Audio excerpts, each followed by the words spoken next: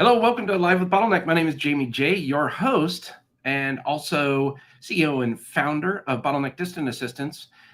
Here on Live with Bottleneck, we try to help stop the bottleneck in your business and in your life. And today I'm excited to introduce you to Dirk van Reenen. So bear with us just for a second. We'll go ahead and play the introduction here, and then I'll introduce on why Dirk can definitely help stop the bottleneck in your business.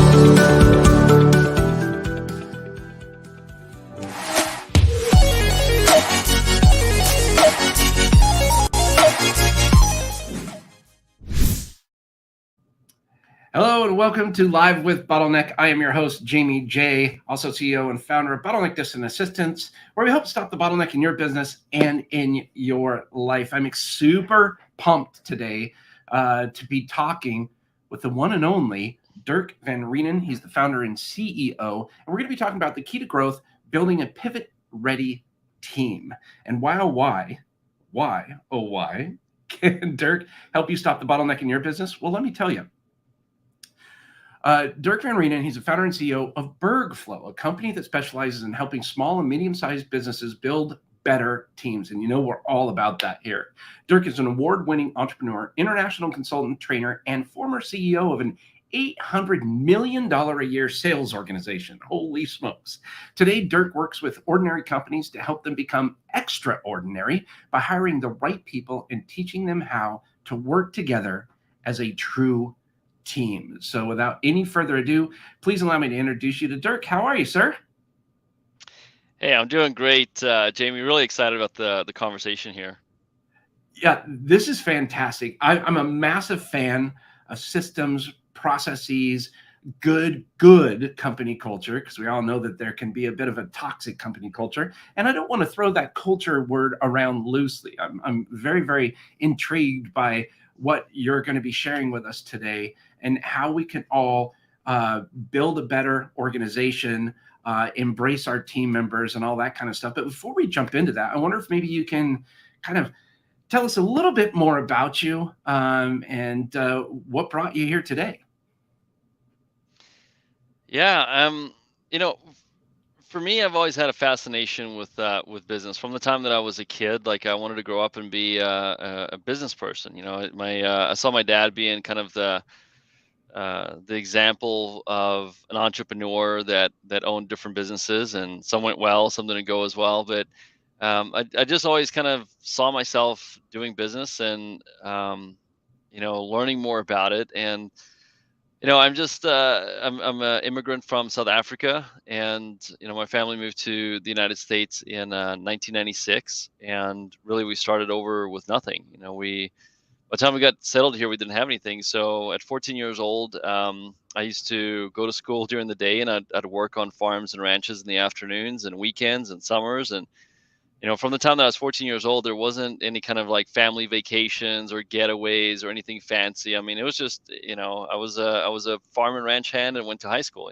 and so much so that, when it came time to go to college, I never once even thought about going to like a Division I school. Like it just didn't even seem like that was possible for me. Like for me, a big stretch was like, hey, can I go to a Division II school? And like even for my town that I was coming from, like that's a big deal. It's like one out of every year, like 3 or 4 kids get to go to like a D2 school.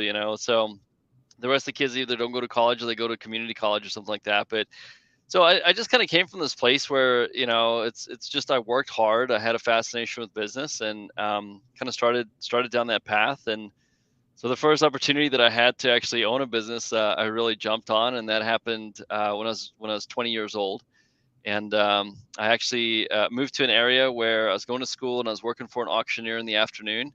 and I was working at a ski shop in the evenings. And after a couple seasons, I started managing the ski shop, and the owner approached me one day and he said, "Hey, do you want to buy the business?" And so I don't have any money. He said, "I'll owner finance you." So at 20 years old, I got 100% owner financing on buying a business, and so I did that in my 20s until about 27 years old, and that business failed. So this was going into 2008, and there was a big drought in the southern United States during that time. So the snow season was bad, the economy was going off, and the business failed. And um, after that, it kind of put me in a completely different direction.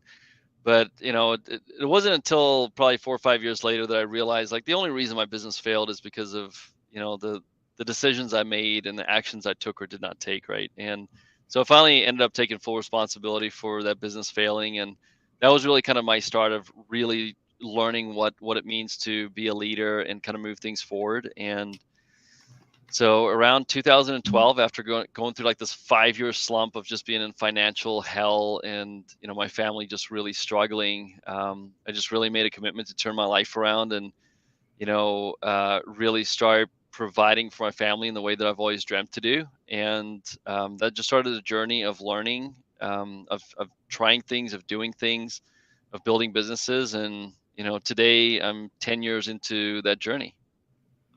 Wow. Congratulations. Before we start talking about good team building efforts, did you end up owning the business outright? Did you end up making good on the owner financing? I was, by the time that the business failed, I was about probably about 80% through of paying the business off, right? So the Wow. business failed, and I still actually owed the owner some money. But I Oh my was goodness. at that point I was 27 years old, and I was about $300,000 in debt, right? Because during that time Yep. too, we moved to like an A+ location and added all kinds of. I mean, like, it's like you're young and you have 3 or 4 years of like good success, and you just like go for it, man, right? And I mean, I took this really big leap, and it took about 3 years for everything just to unwind and just for me to be like stuck with nothing.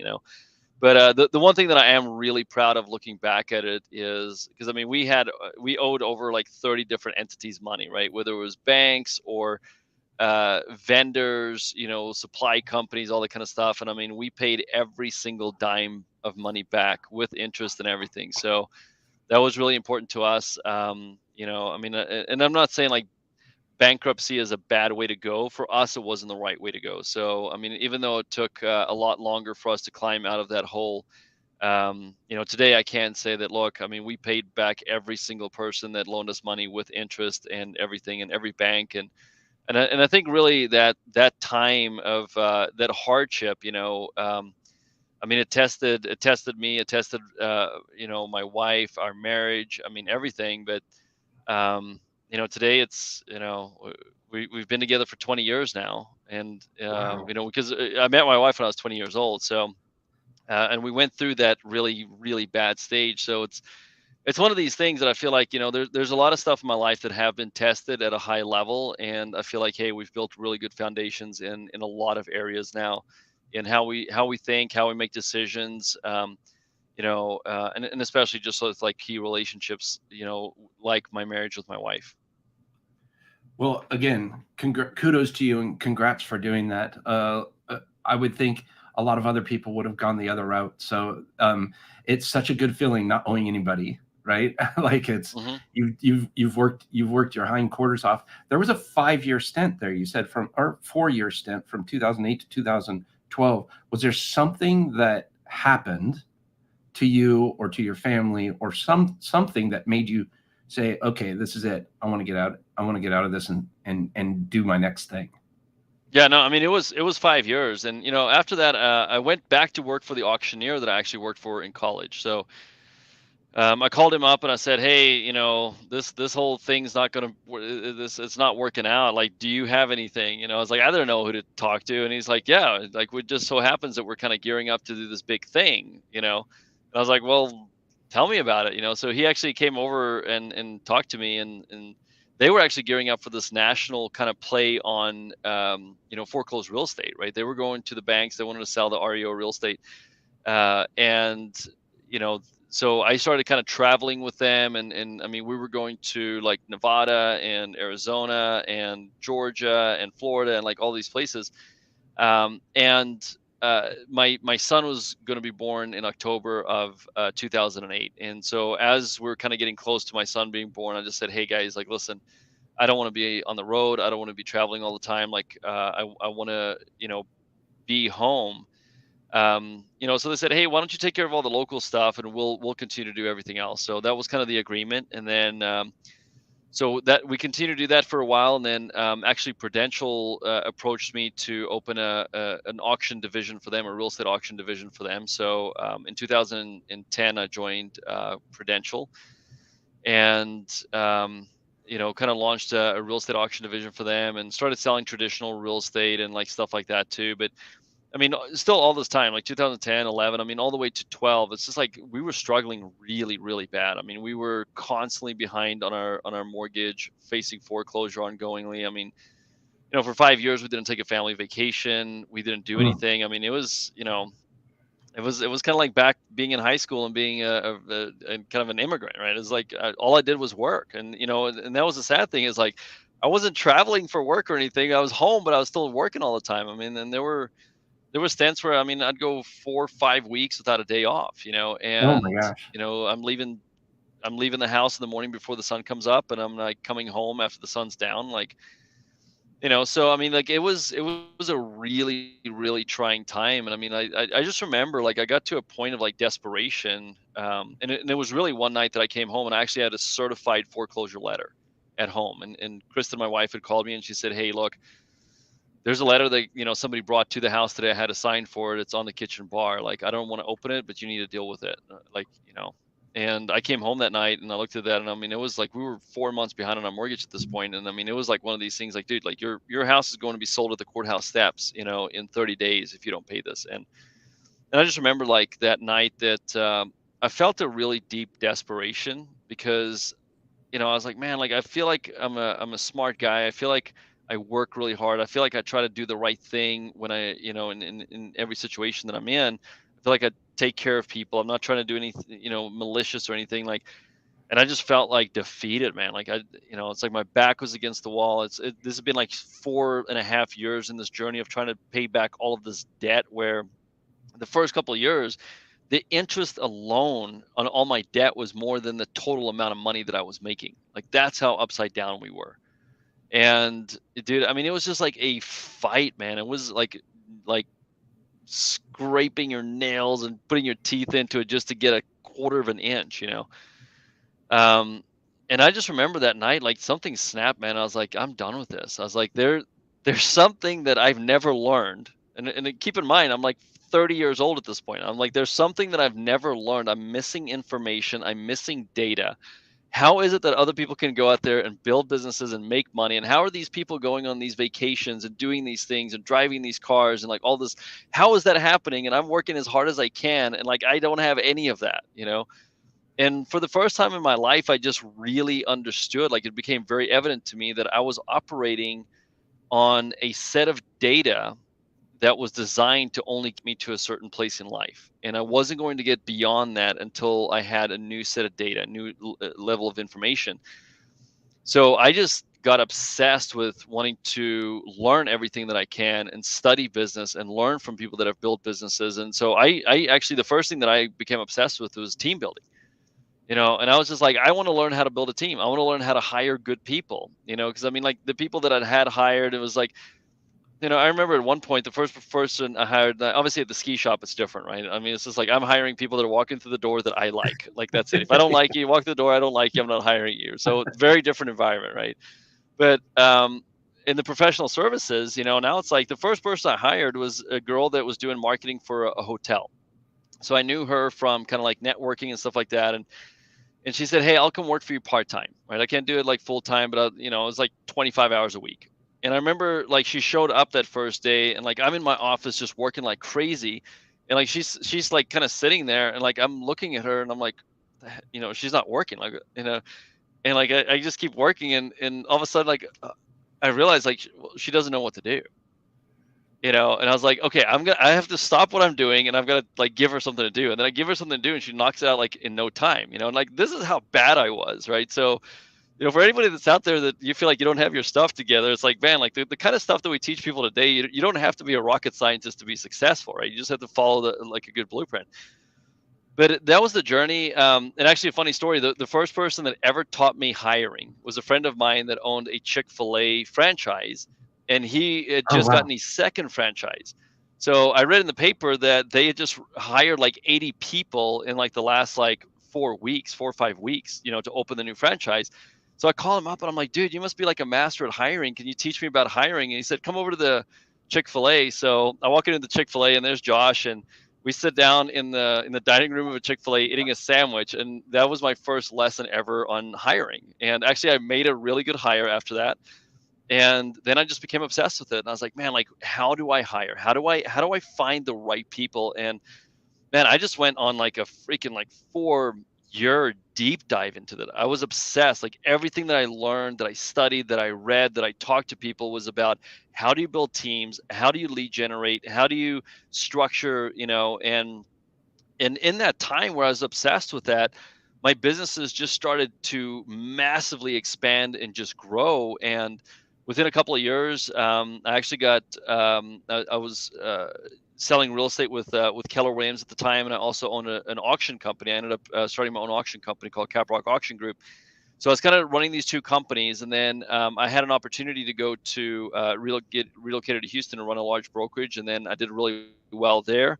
And I got relocated to Columbia, Maryland, to run one of the largest Keller Williams brokerages worldwide. And it was just like, man, like my it's like I strapped like some rocket boosters to my back, But what I learned was just like, look, if I can bring the right people around me, and we can have certain fundamental things in place, we can accomplish a lot.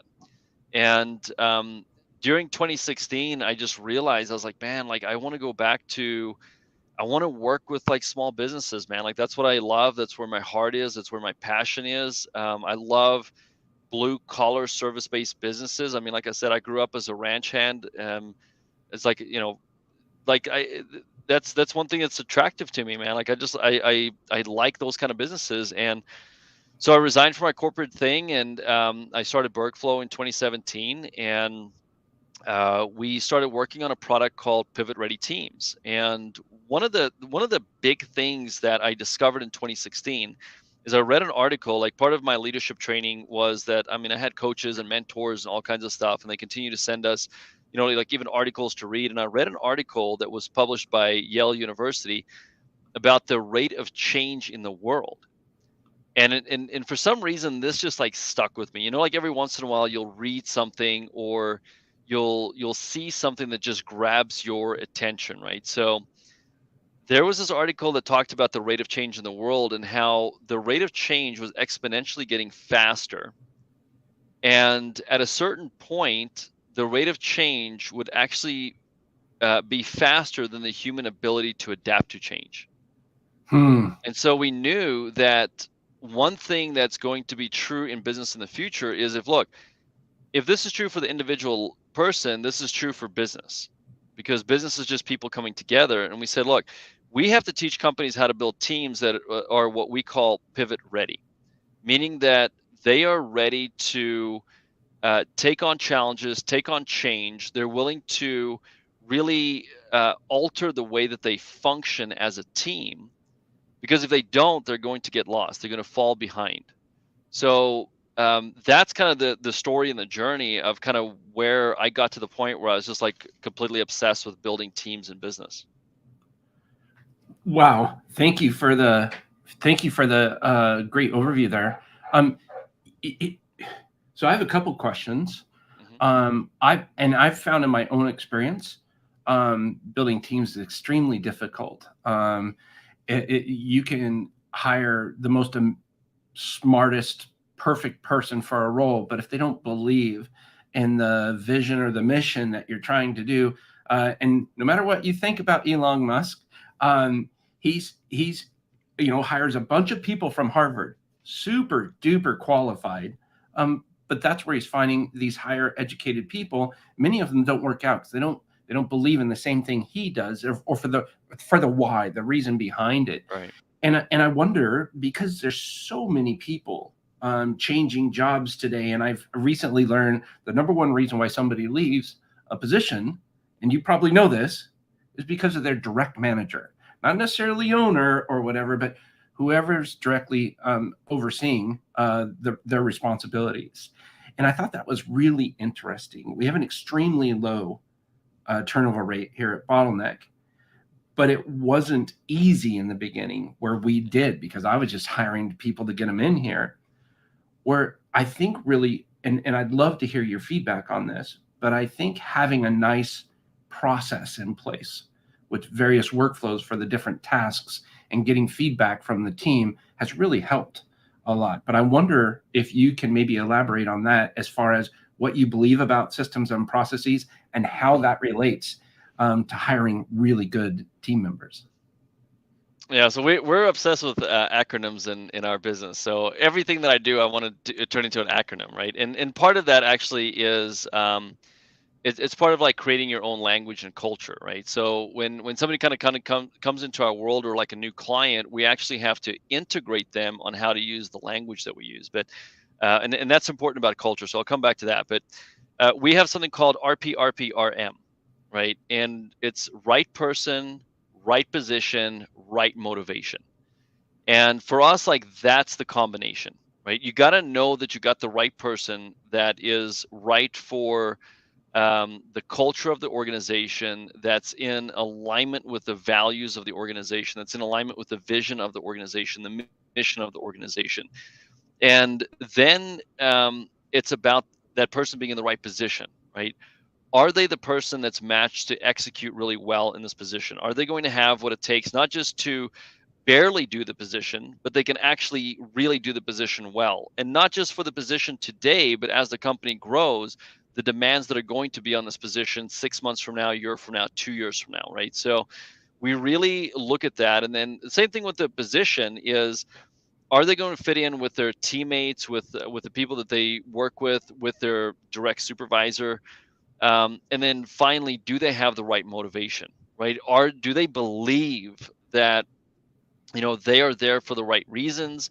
Does their motivation align with where the company's going and how the company can honor that for them? So our entire process is actually built around those three things: right person, right position, right motivation. And we do have a very defined process that we take people through.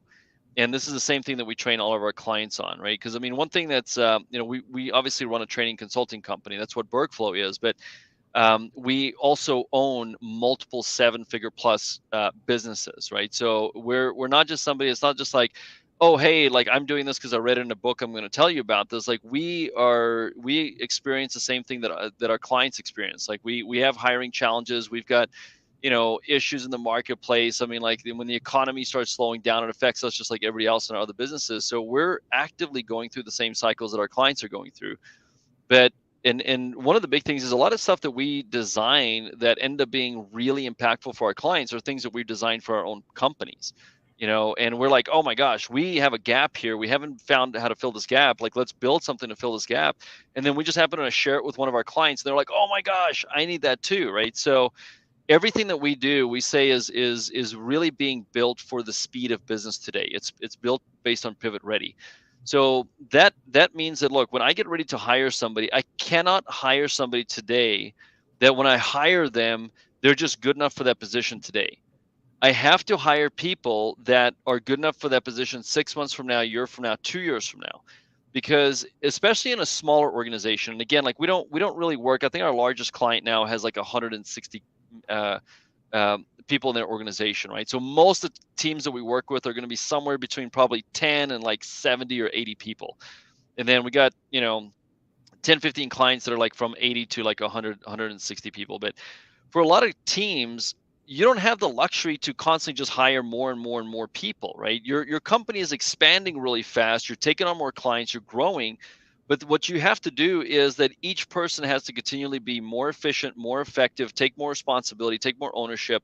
So when we hire, and we design the profile of who we're hiring for, and that's a really important thing, right? We build something called a smart profile, and we kind of use the same rules like you use for smart goals, right? Is it specific? Is it measurable? Is that role really attainable, right? Can you track it? Can you, I mean, like we use the same kind of rules and methodology around building job profiles, because we don't ever hire people for paychecks. Like if somebody just wants a paycheck, we cannot hire them. And we in our world, we kind of say that we don't hire employees, right? Because I mean, traditionally an employee is like they're there to kind of do a job, get a paycheck, have a career, but we hire team members. A team member is there to be a part of the team, and the team has a mission and a goal, and you have How to do you, help how do you the know? team win. How Yeah. do you So know that somebody's saying, "Oh no, I really want to work," but in reality, they kind of do just want the paycheck? yep. How do you figure that We out? we massively slow down the hiring process. Massively slow it down. Most of the people that we interview for boots to the ground positions, 4 to 5 interviews, right? For kind of like middle tier type leadership positions, I mean, we could be looking at 6, 7 interviews. For executive team type interviews, 7, 8, 9 interviews. So, and sometimes, I mean, it takes us 2 months to interview one person. Right. So now, and I've heard it a million times. Somebody's like, Dirk, I can't spend that kind of time. We're too busy. And I'm like, well, you're probably too busy and you don't have that kind of time because you don't have the right people. Right. And that's the thing, is that, look, you can continue to cheat the system and just hire people and kind of just like grab whoever you can and put them in, and you're going to be in the same position 6 months from now, a year from now, 2 years from now. Or you can just say, look, I'm going to slow down this time. I'm going to get very specific about finding the right person. And then 2 years from now, you could be laying on the beach with somebody else running your business. Maybe that's not what you want to do, right? I mean, like, I'm not ready to lay on the beach for maybe another 10, 15 years, right? Because I enjoy working, I enjoy building businesses, but I certainly don't like doing the same kind of stuff that I was doing necessarily 5 years ago or 10 years ago. I mean, like, there are certain things in business that I've discovered, like today, have like, if I'm in my strength zone as a leader, I can massively move the needle for my company. But if I'm doing things that are not my strength zone, then I'm really doing like 15 or 20 or $25 an hour work. And as long as I'm doing that work, I'm not even good at it. Like, I'm not good at it. Like, I can go hire a lot of people that are way better at that work, that are happier doing it, that are more successful doing it. So for us, it's always about right person, right position, right motivation. And a couple of things that we look at too, right? Because we really like assessments as well, right? So we really look at something we call innate wiring, which is kind of what sets up a person's behavior. So we assess innate wiring or behavior. We assess something called cognitive agility, which has to do with like how much information can. And let me back up. I'll go to behavior. Right. It's really important to match the environment to the person's behavior, because if you can hire what you think is the right person and you put them into a role that's the wrong role for them, and within 90 days, even if they really want to do a good job, they're going to be stressed out, they're going to be struggling, they're not going to be doing well, their attitude's going to go sour, and then you're like, they're not committed. Well, they're not committed. Actually, they're extremely committed. They're just in a position that's not the right position for them, right? So behavioral match is really important in hiring, right? We also look at cognitive agility, which has to do with how much information can you take in and work with in any given time period. Meaning that, some people say, like, just go hire the smartest people you can find. Yes, if you're hiring them for a position that has a high degree of stimulation on an ongoing basis, or they're in a position that they need to do ongoing problem solving. There's jobs out there that just don't require that, right? Once you learn the job, you kind of learn the job, you can just do it without even thinking about it. And if you hire somebody with a cognitive agility that's higher and you put them in that position, actually what happens is they become bored, they become distracted, and they're going to leave. So matching these things, and then the third thing we match is emotional intelligence. and Mm. and there's just certain positions that need higher levels of emotional intelligence. And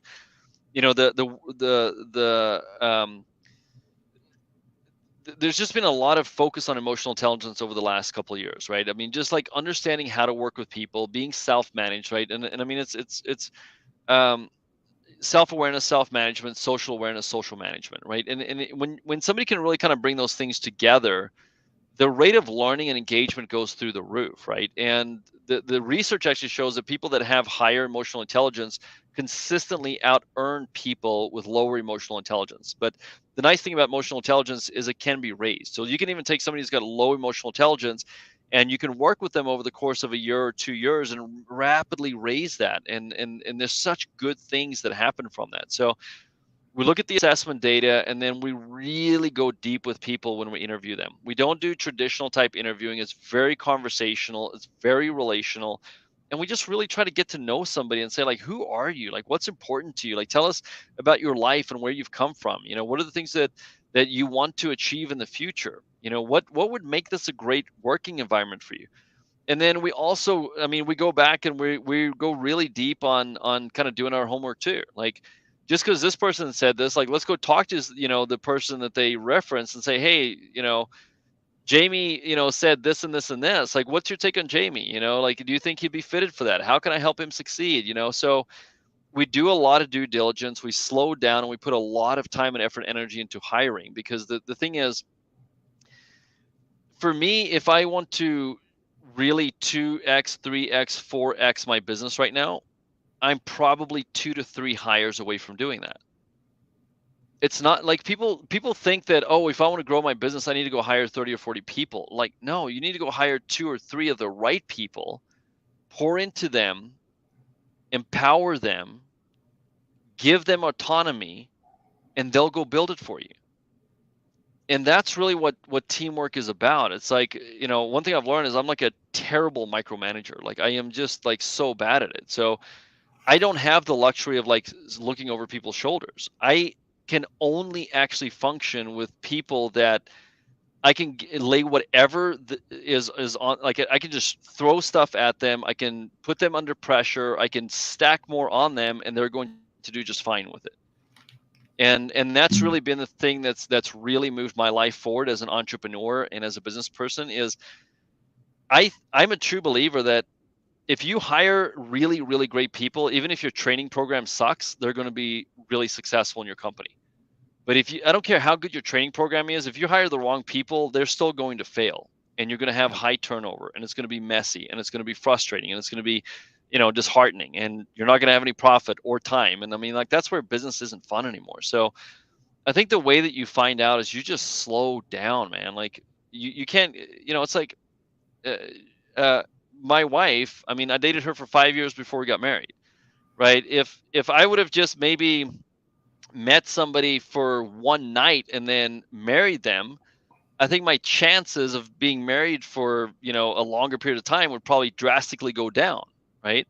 And hiring is the same thing, but people don't think about it. They're like, oh, well, Jamie shows up to the interview, and Jamie, he's proper. He's got good vocabulary. He's charming. He's all these things. Like, oh my gosh, I gotta hire Jamie. And it's like we've had one conversation for like 45 minutes. Like, no, like I'm probably gonna want to talk to Jamie 8 or 9 times for anywhere from an hour on the short end to we have 3 hour interviews, right? Wow. Why? Because I also want to see, can you match me in energy? Like, anybody can turn it on for 45 minutes. I want to go deep with you for 3 hours, and then at the end of the 3 hours, I want to see, what your mental capacity, your emotional capacity, like your body language is, because nobody's going to be able to fake it for that long. Like, when No. people start hitting mental and emotional fatigue, the telltale signs start showing. Now, here's the thing. If I hire somebody, are they going to be mentally and emotionally challenged and all that kind of stuff in the work environment? Yes. So even in the interview process, I'm going to really go deep, slow down, and go long so that I can get a better sense of who's sitting across from me and how are they going to handle certain things when we get into actual work. Uh, thank you for sharing that. I think that's a really a point well taken. It's one of the biggest challenges I think we find here. I mean, that's what we do. We help people hire, an assistant, right? Mhm. And so many people they say, just find me a rock star that can do this and this. Mhm. And we have to pause them. And I feel that that's probably one of the reasons that we're not growing at as fast as rate as I want to, because we do try to slow that process down almost to our detriment sometimes. Mhm. But we found is we have such a low turnover rate. when we finally do place somebody, but the Right. people are, it seems like by the time they show up for us, they're like needing somebody yesterday. Hmm. And I'm such a huge fan of trying to plan that out. And in explaining that, it's not very popular for me to talk about that with people that want to hire somebody right away. They don't Yeah. like that. And one of the things that we do, and I thought this was interesting, I thought about it when you were sharing your story, is every January, every single team member reviews and updates their role and responsibilities. Mm. And what I found is as we grow or as they grow, they may be kind of leaning into something that interests them a little bit differently. And there's absolutely no problem with them slightly changing their role or saying, hey, I really want to try and do this. Can I do this? I'm all for that. I think that's fantastic because interests change over time, Yeah. and as you gain more experience, new things stimulate you in different ways. At least that's what I found. And so your story brought that memory back up to me. And I just wanted to share that for people that may be watching. I think it's a really good idea. I don't know. Do you agree with that? Absolutely, and I think like that's why one of our rules too, and this is because Jamie, we find the same thing, right? We find that people come to us in a pain point. They're like, "No, I need to hire somebody now," and we're like, "No, you need to slow down." And we've even had clients tell us this. They're like, "Well, look, I'm going to start learning your process, and I'll hire somebody. I'll hire the next person, but I'm just going to hire somebody now. And even if they're not the right person, they just need to do the work, and then I'll fire them and I'll hire." And it's just like, oh my gosh, like no, just just chill out for a second, right? Um, so we experience the same thing, but one of our rules is that and for some of the bigger companies, we have in our process, we've got just a complete like processed out. Even like every question to ask, how to set up everything. I mean, like it's turnkey. And we say, look, if you have an HR director or somebody like that, or whatever the case may be, they can take them through these steps. But when they get to these steps, the person they're going to be reporting to needs to take over. So we have a firm belief that the person that actually hires another person is the person that's going to be their leader in the company. We don't believe in an HR department. And by the way, like a lot of that's why one of the reasons we don't work with bigger companies, because HR departments actually don't like us, because we tell them like, look, you if you're an HR department, like do the paperwork, cross the T's, dot the I's, make sure that cultures work and all that kind of stuff, but don't take people all the way through hiring, right? And we've had companies. We had a company that we took on as a client last year, and they had an HR person that they enrolled into our program, and the HR person never used anything. They weren't showing up. They weren't trained. And I actually called up the owners one day and I said, look, we need to cancel you guys as clients because you're not using our program and you're wasting your time. And so they kind of took a couple of days, and they came back to us and they're like, hey, we need to talk, right? So, and we went through a series of conversations, and they ended up with at about 14 million last year. And they actually ended up hiring us to go like deep dive into their company, restructure it, everything. So it was a really good thing. But I mean, they went from 14 million last year, and they're on track to do 60 million this year. And Holy. I mean, a huge jump. And we've helped them hire two executives this year at $300,000 each in salary. But there's no way that they would have been able to get to this momentum if they would have continued to have one HR person that was doing all of their hiring. Like that person just didn't get it, and they weren't willing to change. They saw us as a threat. And I mean, now, like I talked to the CEO, I coach them on a weekly basis, and I mean, he told me Monday they had a huge successful week last week, lots of big things happening in their company, and he said, "Look, we would not be here today if we weren't doing this with you, right?" And I think and I was like, "Man, it's because you guys get it.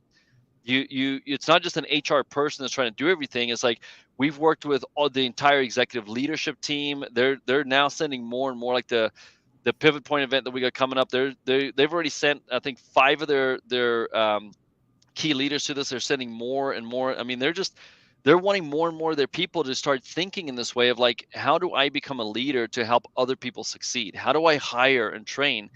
And it's just like when that mentality shifts within the company, it's a beautiful thing, right? So we just tell people, look, slow down.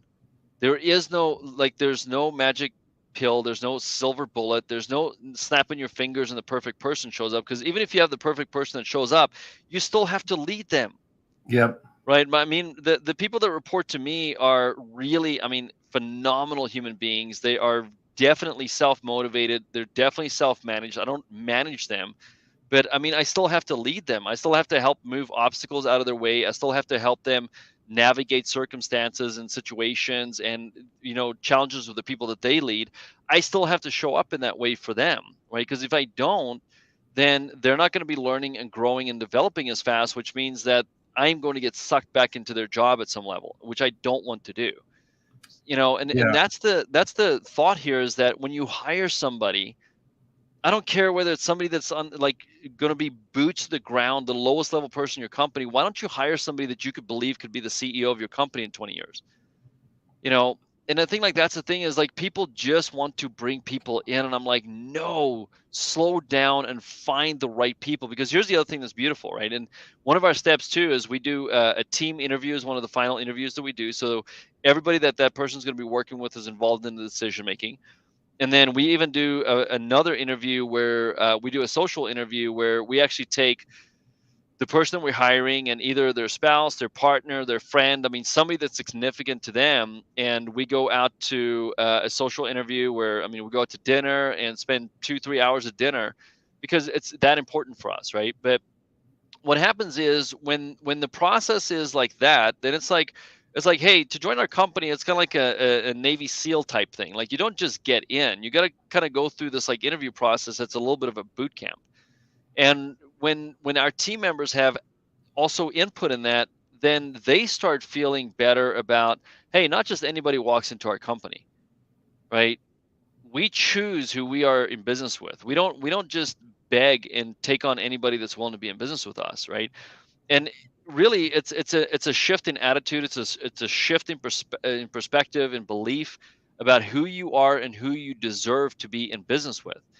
And I think a lot of business owners have such low self-esteem about who they are as business people that sometimes they feel like they need to beg people to come work for them. They'll take whatever, Mm. like whoever's willing to come work for them, they'll take them. And I'm like, no, if that's your attitude, man, you will never build anything more than a very average or below average company. If you want to build, and that's what we say is like, we don't just like, our clients aren't just a bunch of like rock stars. Like, just like me, I shared stories earlier of like how bad I was at a lot of things.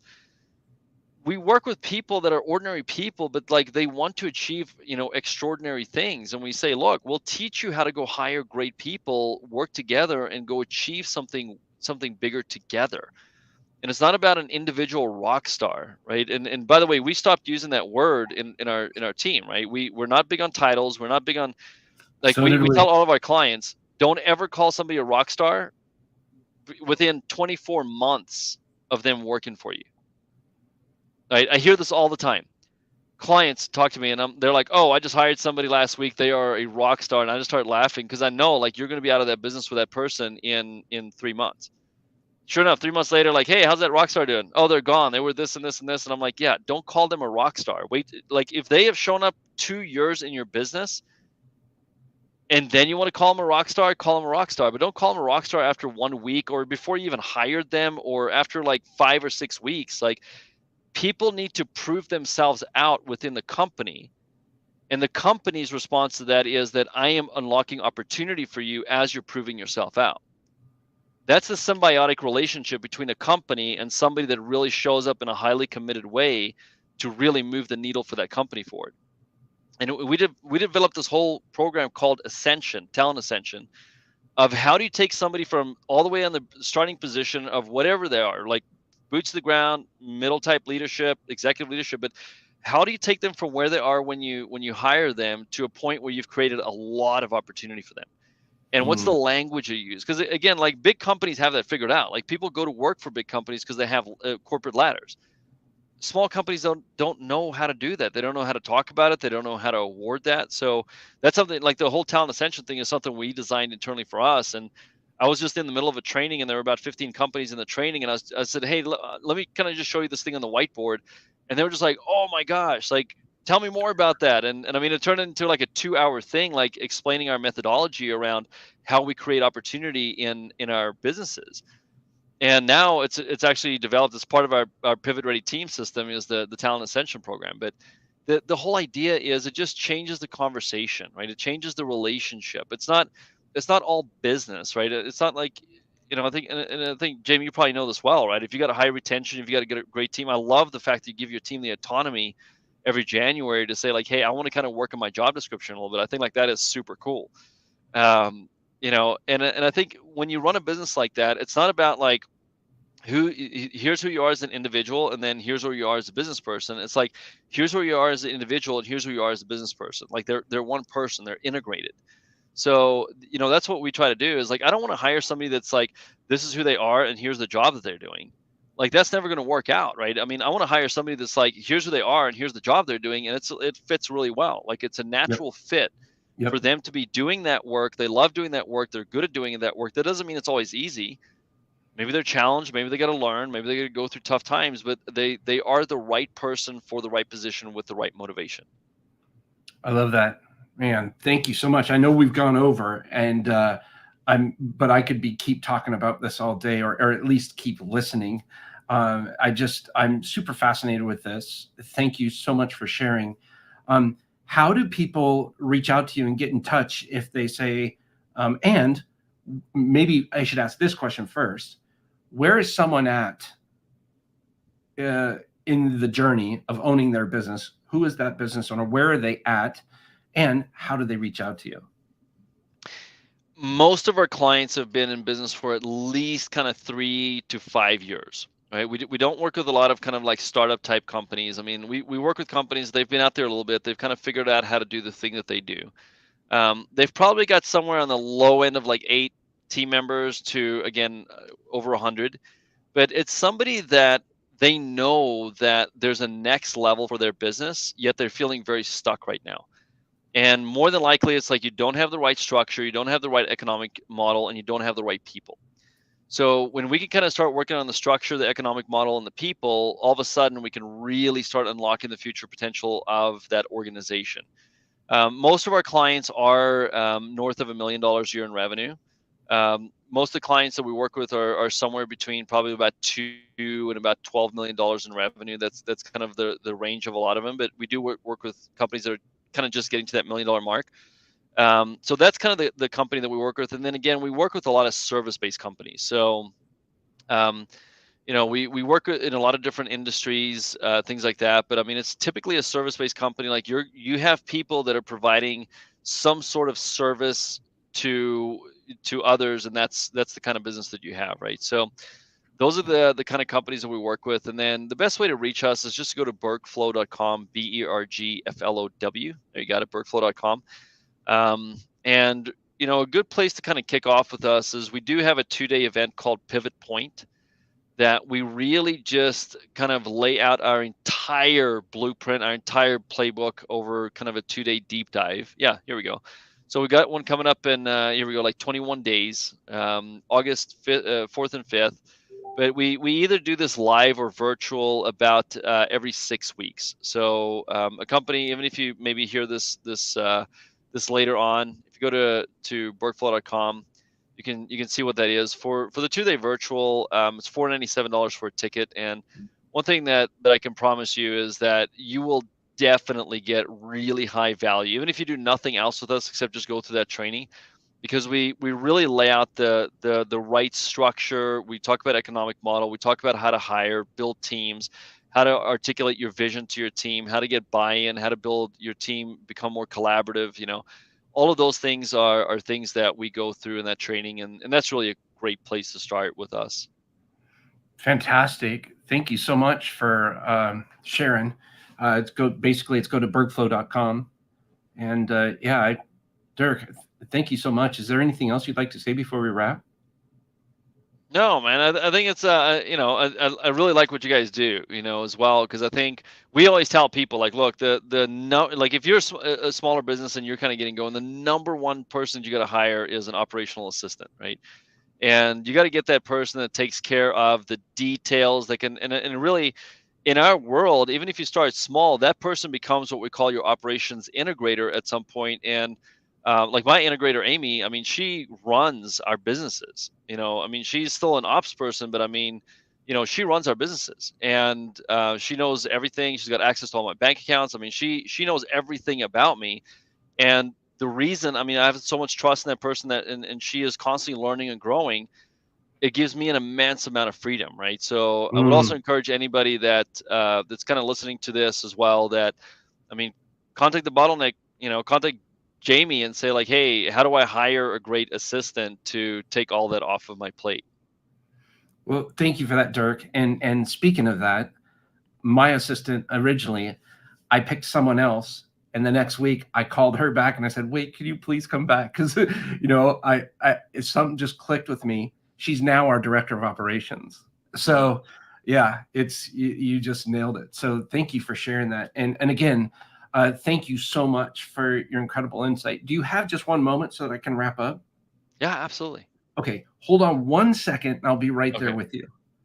Uh, so Okay, huge fan of Dirk. I can't.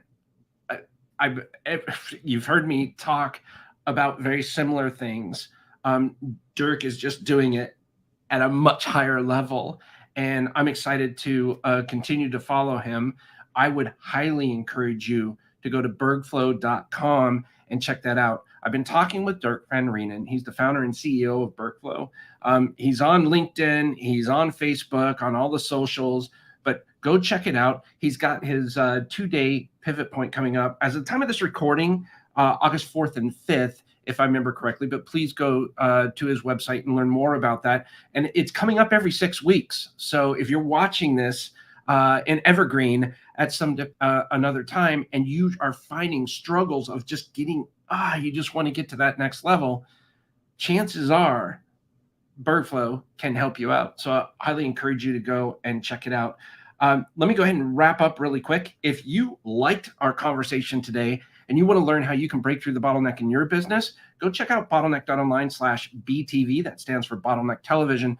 And you can see this video and many others to help you kind of break through that bottleneck. And then, of course, if you haven't already, go to quitrepeatingyourself.com and check out my new book, How Today's Leaders Are Using Systems and Processes to Grow Their Business the Right Way. And I have a feeling Dirk is a really good representation of a person that takes this theory to a whole new level of quit repeating yourself. Like I said, we've been talking with Dirk van Reenen. He's the founder and CEO of BERGflow, and we talked about the key to growth, building a pivot-ready team. If you happen to miss my last episode, I had a really cool conversation with Steve Edwards. He's the founder and CEO of Premier Virtual, and he does amazing things with running virtual career fairs. So he's absolutely amazing. If you missed that one, I'd hop on it. And coming soon to your earbuds, I'm going to be talking with Doug Thorpe. He's an executive coach and a business advisor, and we're going to be talking about moving from founder to CEO. That's coming up next Wednesday, July 20th, 2 p.m. Central, 3 p.m. Eastern. Again, my name is Jamie J, host of Live with Bottleneck, where we help stop the bottleneck in your business, and also the CEO and founder of Bottleneck Distant Assistance. And one more thing I'd really like to remind you about is to create your own ripple there, right? Create your own ripple. Thank you so much for joining us today. Again, go check out bergflow.com. Had a wonderful conversation with Dirk van Reenen, and we'll see you again soon.